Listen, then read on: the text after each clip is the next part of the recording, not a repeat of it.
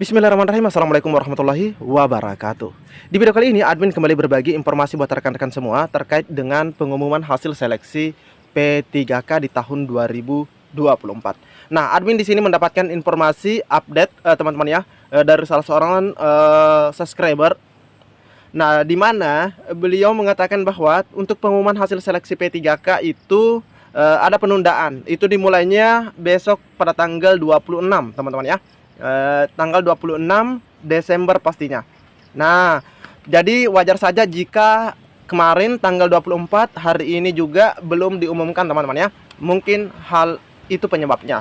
Namun admin juga belum tahu pasti secara jelas, teman-teman ya, apakah itu berlaku untuk seluruh se-Indonesia, teman-teman ya, atau daerah tertentu. Nah, ini juga kita belum tahu, tapi semoga saja ini hanya daerah tertentu.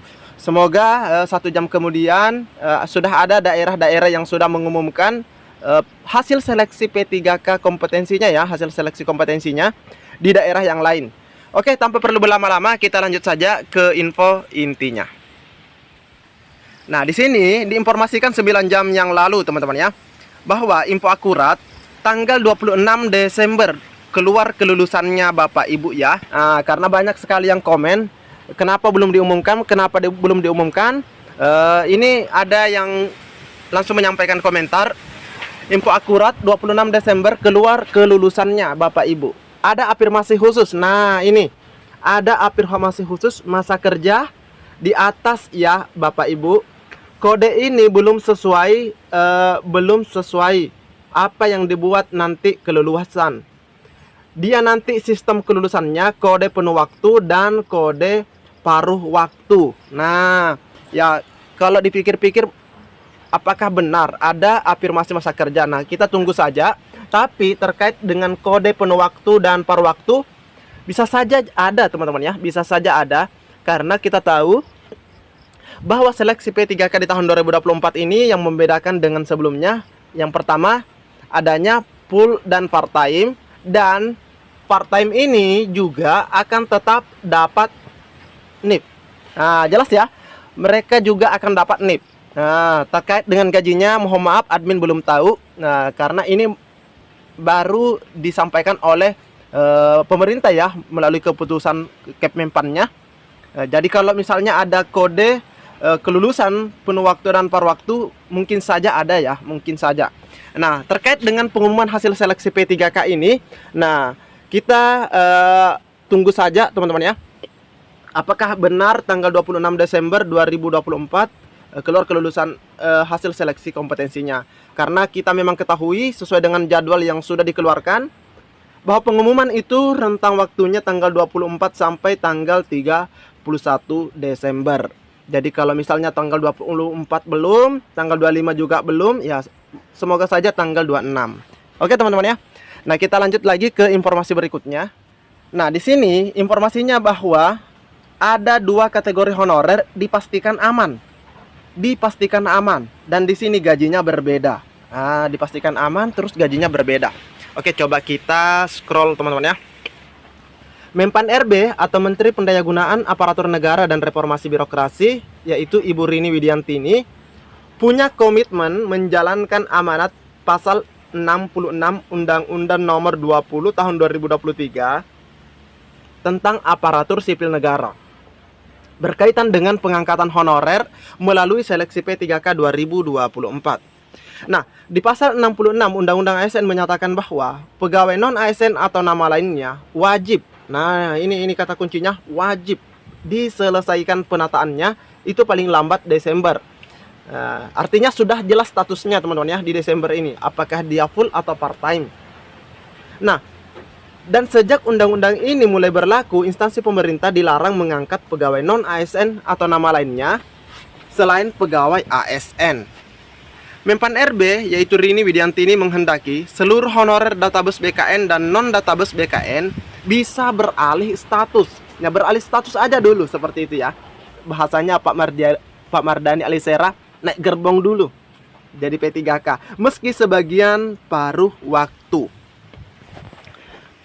Dia sudah meminta instansi pusat dan daerah untuk memberikan afirmasi kepada seluruh honorer database BKN yang dinyatakan tidak memenuhi syarat pada seleksi P3K 2024 tahap 1. Nah, untuk bisa mendaftar lagi pada seleksi P3K 2024 tahap 2. Nah, ini ya yang TMS yang gagal di seleksi administrasi ya, teman-teman ya. Ingat.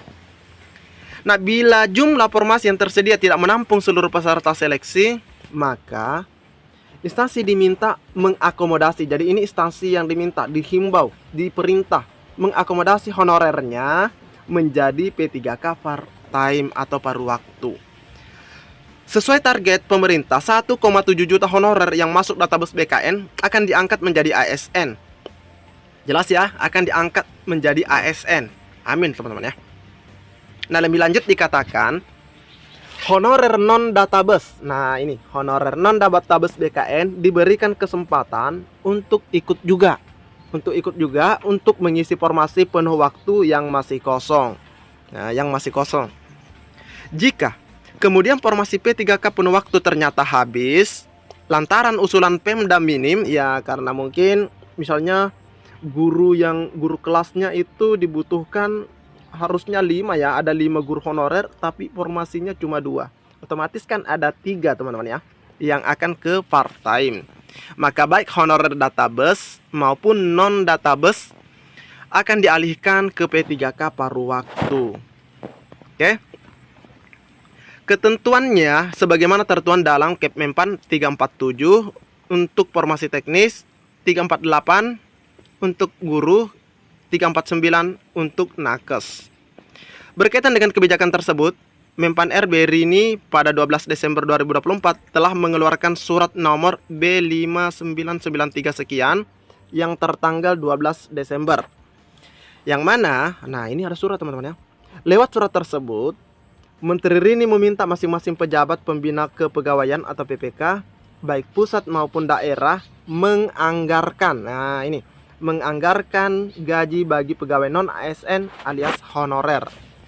Pemerintah pusat maupun Pemda harus tetap menganggarkan gaji bagi pegawai non-ASN yang sedang, ingat ya, yang sedang mengikuti proses seleksi menjadi ASN P3K. Anggaran gaji honorer tersebut bisa membayar gaji P3K paruh waktu.